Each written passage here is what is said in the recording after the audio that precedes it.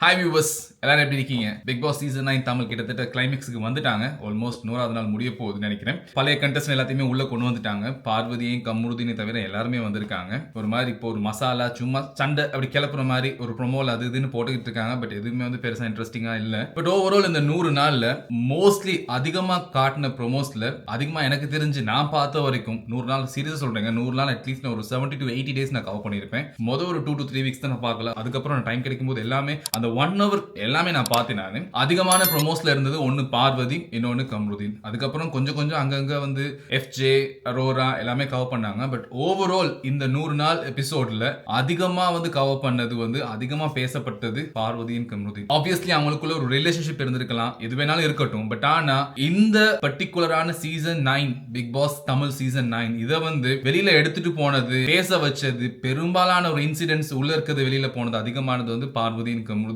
தான். சோ மத்த கண்டஸ்டன்ட்ஸ் எல்லாமே வந்து ஓவரால் வந்து பேசப்படுறாங்க, லைக் ஓரளவுக்கு அவங்க தெரியுறாங்க. பட் அதிகமா டாப்ல பாசிட்டிவா சரி நெகட்டிவா சரி வெளியில அதிகமா பேசிக்கிட்டு இருந்ததும், அதிகமா வந்து திட்டிக்கிட்டு சரி பாராட்டிக்கிட்டு இருந்ததும் வந்து ஒன்னு கம்ருதீன், இன்னொன்னு வந்து the one and only Parvathi. என் பாயிண்ட் ஆஃப் வியூல நான் ஒரு சில விஷயங்கள் சொல்றேன். பார்வதி வந்து அது ஒரு ஸ்ட்ராட்டஜியாவே பண்ணிருக்கலாம். அது வந்து எல்லாத்தையும் நெகட்டிவா பாக்குறது, இல்லைன்னா வந்து ஒரு மாதிரி சண்டையை மூட்டி அதுல வந்து அவங்க ஒரு பாயிண்ட்ஸ் எடுத்து வைக்கிறது, இல்லைன்னா வந்து ஒரு சண்டையில தான் அவங்களோட கண்டென்ட் கிரியேட் பண்றது, லைக் வெளியில தெரியணும் அப்படிங்கிறதுக்காக whatever it is. ஒரு மூவியா இருந்தாலுமே கூட வந்து ஒரு நெகட்டிவ் ரோல் இல்லாம அந்த மூவி வந்து கம்ப்ளீட் ஆகாது. ஈவன் நம்ம தளபதி விஜய் விட்டு கில்லி படத்தை எடுத்தோம்னா நம்ம தளபதியை பத்தி எவ்வளவு பேசணுமோ அந்த அளவுக்கு ஈக்குவலா முத்துப்பாண்டி பத்தி நம்ம பேசியிருப்போம். முத்துப்பாண்டி இப்ப எவ்வளவு செலிபிரேட் வேற பண்றோம். சோ அந்த மாதிரி பார்வதியோட இன்புட் வந்து அவங்க நிறையவே கொடுத்திருந்தாங்க. அவங்களோட ஃபுல் கேம் வந்து நம்ம அனலைஸ் பண்ணி பார்த்தா நிறைய இடங்கள்ல வந்து அவங்க கோல் மூட்டி விட்டுருக்காங்க, ஒன்னு வந்து ரெண்டா சொல்லியிருக்காங்க, பத்த வச்சு போட்டிருக்காங்க, நிறைய லாமனையை ஊத்தி அப்படி கொழுந்திரியே எரி விட்டுருக்காங்க. இந்த மாதிரிலாம் நிறைய பண்ணிருக்காங்க. பட் ஓவரால் அவங்களோட பெர்ஃபார்மன்ஸும் அதே மாதிரி நிறைய இடத்துல இருந்திருக்கு. அந்த முதல் டாஸ்க்ல வந்து சபரியோட நடந்த ஃபைட்டா இருக்கட்டும், ஈவன் அதுக்கப்புறமும் கூட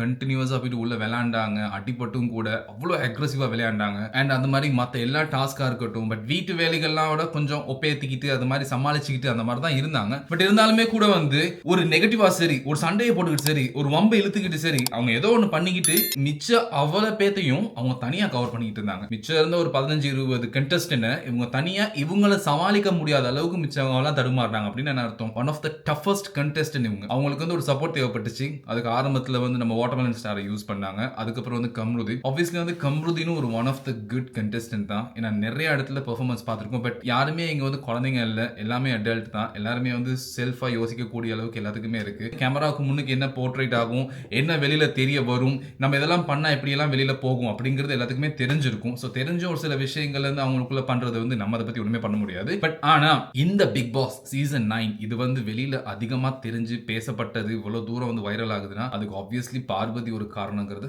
மறுக்கவே இயலாது. என்ன சொல்றீங்க நீங்க? அவங்க பண்ணது எது வேணாலும் இருக்கட்டும். இன்னைக்கு நான் இன்ஸ்டாகிராம்ல 2-3 வீடியோ போட்டு என்ன பொண்ணுங்கெல்லாம் வந்து அப்படின்ட்டு வந்து நிக்கிறாங்க. ஏய் நீ எப்படி அப்படி பேசலாம், நீ எப்படி அப்படி பேசலாம்? நான் எதுவுமே தப்பா பேசலங்க. வெளியில என்ன போர்ட்ரேட் ஆனிச்சோ அதான் நானும் சொல்றேன். லைக் ஆப்வியஸ்லி நமக்கு என்ன காட்டுறாங்க ஸ்கிரீன்ல அதுதான் நமக்கு தெரியும். இப்ப பார்வதி கம்ருதீன் 2 பேருமே வெளியில போயிட்டாங்க. பிக் பாஸ்க்கு கண்டென்ட் வேற இல்ல. சோ என்ன பண்றதுன்னு தெரியல. நல்லா தெளிவா பாருங்க.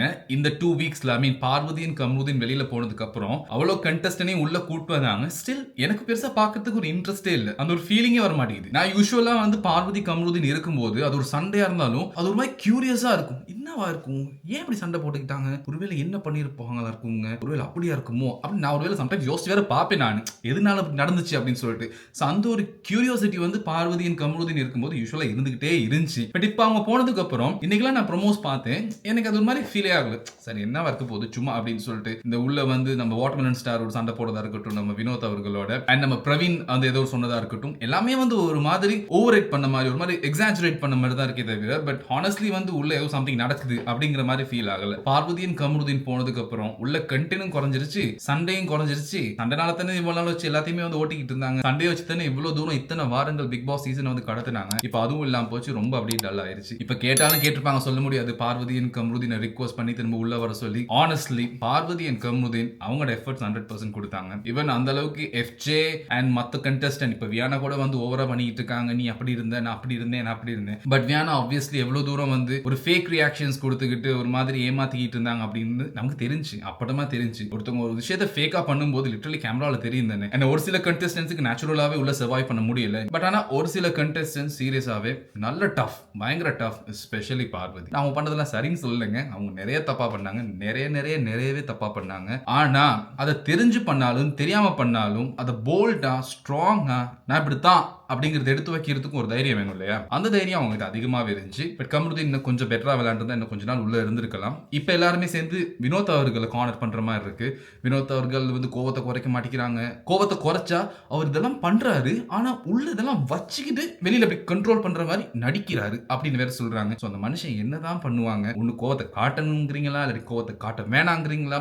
கோவத்தை காட்டணும்னு உனக்குள்ள இன்னும் அந்த கோவம் இருக்கு, நீ எதுவும் வச்சுக்கிட்டே இருக்க, உள்ள வச்சுக்கிட்டே இருந்து ஒரு தடவை கொட்டுற அப்படிங்கிறாங்க. கோவத்தை காட்டலனா நீ உள்ள வச்சிருக்க, ஆனா அடக்கி வச்சிருக்க, உனக்குள்ள இருக்கிறது அப்படியே இருக்கு. நேச்சுரலா ஒருத்தவங்க இருந்தாலும் குத்தவங்கிறாங்க, நேச்சுரலா இல்லாம ஒரு சில விஷயங்களை கண்ட்ரோல் பண்ணிக்கிட்டு ஸ்கிரீனுக்கு ஏத்த மாதிரி நடிச்சாலும் ஒரு மாதிரிங்கிறாங்க. ஆனா இப்ப இருக்க பிளேயர்ஸ்ல வந்து எல்லாத்தையுமே அனலைஸ் பண்ணா என்ன பொறுத்தவரையில சொல்லுவேன், வினோத் அவர் கொடுத்த பெர்ஃபார்மன்ஸா இருக்கட்டும், காமெடியா இருக்கட்டும், என்டர்டைன்மெண்டா இருக்கட்டும், சாங்ஸா இருக்கட்டும், டைமிங் சென்ஸா இருக்கட்டும், பிஹேவியர்ஸா இருக்கட்டும், ஒருத்தருக்கு ஒருத்தர் ஆப்வியஸ்லி அவர் பேசவே இல்லை. மத்தவங்க எல்லாரோட கம்பேர் பண்ணும்போது வினோத் நடந்துகிட்ட விதமும் வினோத் பிஹேவியர்ஸும் ரொம்பவே பிரமாதமா இருந்துச்சு. ஸ்பெஷலி நல்ல ஒரு குவாலிட்டியான ஒரு கண்டெஸ்டன்ட். ஏன்னா அவருக்குள்ள இருக்க திறமைகள் நிறைய தெரிவிச்சு. எனக்குலாம் தெரியாது வினோத் அவர்கள் இவ்வளவு பாட்டு எழுதியிருக்காங்க, இவ்வளவு நல்ல திறமையான பாடல்கள் எழுதக்கூடியவர் எனக்கு இப்பதான் தெரிய வந்துச்சு. ஸோ இதை வெளியில தெரியப்படுத்தின பெருமை வந்து பிக் பாஸ்க்கு தான் இருக்கு. நிறைய ஆடியன்ஸ்க்கு அவரை பத்தி தெரிஞ்சிருக்கலாம், பட் ஓவரால் உலகத்துல இருக்க மத்த எல்லா கண்ட்ரில இருக்க ஆடியன்ஸ்க்கும் வந்து வினோத்தை தெரிய வச்சது வந்து பிக் பாஸ் பெருமை தான். அண்ட் ஆப்வியஸ்லி சபரி வந்து ஆனஸ்ட்லி ஒரு நல்ல பையங்கிறது ஃபீல் ஆகுது. எனக்கு தெரிஞ்சு சபரியும் அதிகமா வெளியில ஒருத்தர் பத்தி ஒருத்தர் புறங்கூறல,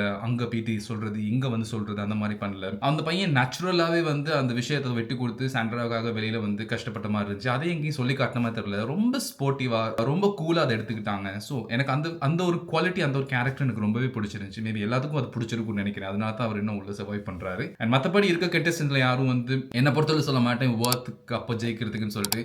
அப்படி பார்த்தா நம்ம சொல்லிட்டு போயிடலாம் பிக் பாஸ்க்கு கப்ப கொடுத்துட்டு போயிடலாம். ஏன்னா உள்ள இருக்க கண்டெஸ்டன்ட் எல்லாத்தையும் விட அதிகமா பேசணும் சரி, கவுண்டர் கொடுத்ததும் சரி, காமெடி பண்ணதும் சரி, பேசிக்கிட்டே இருந்தது சரி, நம்ம தலைவர் பிக் பாஸ் தான்.